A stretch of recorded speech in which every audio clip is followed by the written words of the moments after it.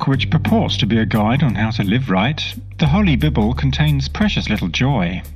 There's no mention of Jesus ever laughing, for example, so that in the long history of Christian art, there's not one picture of him doing so.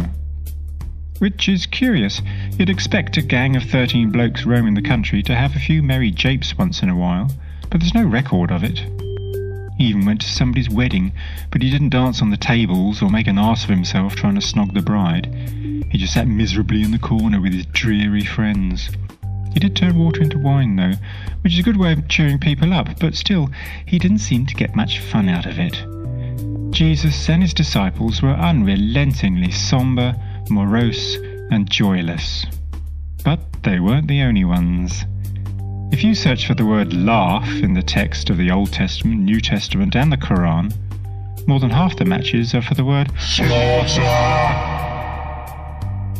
On the occasions where proper laughter is mentioned, it's usually in the form of scorn or derision. In the others, well, the writers just managed to squeeze every last drop of fun out of the word. If these self-styled holy books claim to relate God's intention on how we should live, what is good and right, what is just and noble, if they intend to be a guide for all mankind, then the odd exhortation to have a laugh once in a while wouldn't go amiss. Having said that, when you consider the way orthodox religions dissect and codify and make dogma every tiny detail of Scripture, they'd probably make laughter a religious duty if the directive came from God. Codified, sanctified, and supervised by the religious so-called authority to make sure you only laugh at the right things.